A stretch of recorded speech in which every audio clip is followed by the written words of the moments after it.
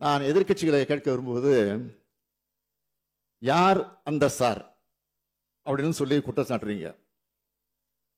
உண்மையாக உங்ககிட்ட அதுக்கு ஆதாரம் இருந்தா, உயர்நீதிமன்ற உத்தரப்படி அமைக்கப்பட்டிருக்கக்கூடிய அந்த சிறப்பு புலனாய்வு கேட்டுக்கொண்டு கொடுங்க, அதை சொல்லுங்க. ஆதாரம் இருந்தா அதை யார் தடுக்க போறான்?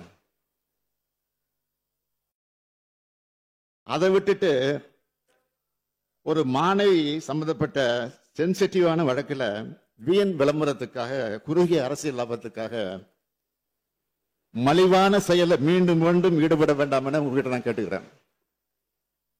இந்த அரசை பொறுத்த வரைக்கும் பெண்களுக்கு எதிரான குற்றங்களை இரும்பு கரம் கொண்டு அடக்கும். இந்த ஒரு சம்பவத்தை வச்சு பெண்களுக்கு பாதுகாப்பே இல்லாம இருக்கிறது போல ஒரு சதி தோற்றத்தை உருவாக்க பலர் முயற்சி செய்யறாங்க. நான் நிச்சயமா சொல்றேன், இது மக்கள் மத்தியில் நிச்சயமா ஈடுபடாது. ஏன்னா நமது அரசு வந்ததுல இருந்து பார்த்திருக்கீங்க, பெண்கள் பாதுகாப்புக்கு எவ்வளவு முக்கியத்துவம் கொடுக்கிறோம், பெண்கள் எதிரான குற்றங்களை எவ்வளவு நடவடிக்கை எடுத்திருக்கிறோம் என்பது தமிழ்நாட்டு மக்களுக்கு நல்லா தெரியும். குறிப்பா பெண்களுக்கு எதிரான வழக்கில் 86 விழுக்காட்டுக்கு மேல 60 நாட்களுக்குள்ள குற்றப்பத்திரிகை தாக்கல் செய்யப்பட்டிருக்கு. பள்ளிகள், கல்லூரிகள், பொது இடங்கள்ல பெண்கள் பாதுகாப்பு பற்றி 2,39,000க்கும் மேற்பட்ட விழிப்புணர்வு நிகழ்ச்சிகளை நடத்தி இருக்கிறோம். சத்யா என்ற பெண்ணை ரயில் முன்ன தள்ளி விட்டு கொலை செஞ்ச வழக்கில் மிக குறுகிய காலத்தில் உச்சபட்ச தண்டனையா தூக்கு தண்டனை பெற்றுக் கொடுத்திருப்பது இந்த அரசு தான். பெண்கள் மற்றும் குழந்தைகள் மீதான குற்றங்களுக்கு எதிராக இந்த அரசு எடுத்து ஒரு நடவடிக்கைகளை பாராட்ட மனம் இல்லைனாலும் பரவாயில்ல, வீண் பழியை சுமத்தாமல் இருந்தா அதுவே போதும். மாண்புமிகு நீதிமன்றமே எதிர்க்கட்சி வழக்கறிஞரை பார்த்து பெண்களின் பாதுகாப்பு தொடர்பான உண்மையான அக்கறையோடு செயல்படுறதை விட்டுட்டு இந்த வழக்கில் ஏன் அரசியல் கணத்தோடு செயல்பட்டீங்கன்னு கேட்டுதான் நான் இங்க நினைவுபடுத்துறேன். நீதிமன்ற அறிவுரையை பின்பற்றி வீண் அரசியலை தவிர்த்தால பெண்களுக்கு பாதுகாப்பு கொடுப்பதற்கு பேருதவியாக இருக்கும்னு தெரிவிச்சுக்க விரும்புகிறேன். இன்னைக்கு தமிழ்நாடு பெண்களுக்கு குழந்தைகளுக்கு பாதுகாப்பு மாநிலமாக திகழுது. இந்த அரசு அமைந்ததிலிருந்து நாங்கள் எடுத்திருக்கக்கூடிய தொடர் நடவடிக்கைகள் தான் இதுக்கு காரணம். இது தொடர்பான ஒரு புள்ளி விவரத்தை நான் சொல்ல விரும்புகிறேன். இந்தியாவிலேயே பெண்களுக்கு பாதுகாப்பான முதல் 10 மாநகரங்களில் நம்ம கோவையும் சென்னையும் இருக்கு. பெண்கள் அதிகம் பேர் வேலைக்கு செல்லும் மாநிலம் தமிழ்நாடு தான் முன்னிலையில் இருக்கு.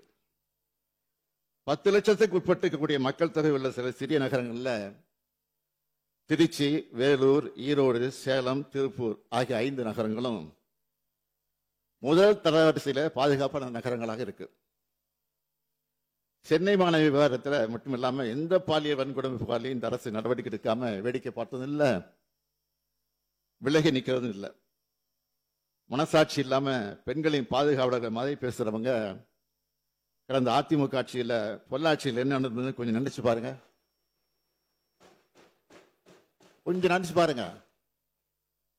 பொள்ளாச்சியில் நடந்தது ஒரு பெண் சம்பந்தப்பட்ட பாலியல் குற்றம் இல்ல, தொடர்ச்சியா பல பெண்களுக்கு பாலியல் வன்கொடுமை 2 வருஷமா நடந்திருக்கு.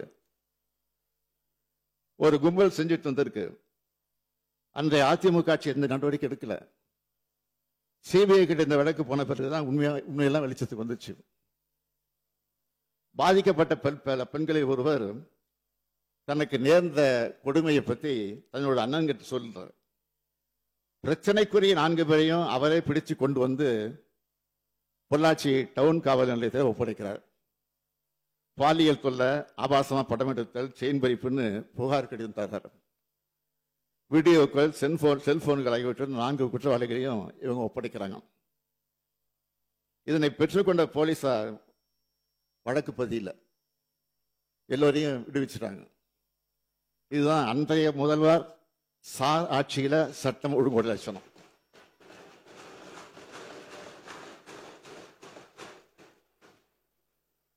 அது மட்டுமா, பாதிக்கப்பட்ட பெண் கொடுத்த புகாரை அப்படியே குற்றம் செஞ்சவங்கள்ட்ட கொடுத்துட்டாங்க. அந்த புகாரை குற்றம் யார் செஞ்சிருக்காங்களோ அவங்கள்ட்டே கொடுத்துட்டாங்க. இதை எதிர்த்தது அதிமுக பிரமுகர் வார் நாகராஜன். பாதிக்கப்பட்ட பெண்ணோட அண்ணனை தாக்குகிறார்.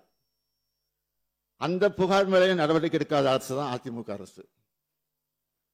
பிரச்சனை பெருசாக தெரிஞ்சதும் இதை சம்பந்தப்பட்ட முக்கிய நபரான திருநாவுக்கரசை கைது செய்யாம ஏதோ 3 பேரை கைது பண்ணி கணக்கை முடிக்க பார்த்தாங்க.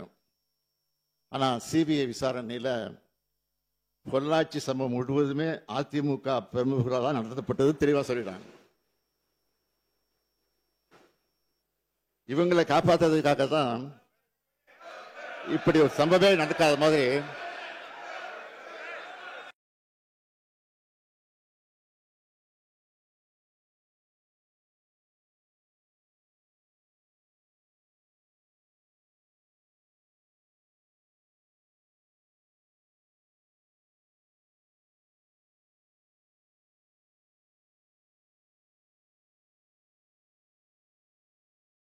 நீங்க பேசுறது கேட்டுதான் அதுக்கு விளக்கம் கேட்போம்.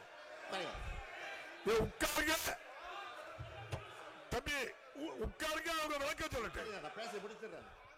உட்காருங்க, விளக்கம் சொல்றோம். நீங்க சிஎம், நீங்க உட்காருங்க. சிஎம் பதில் சொல்லி முடிக்கட்டு. நான் உட்காருங்க, உட்காருங்க, நீ உட்காருங்க. நீங்க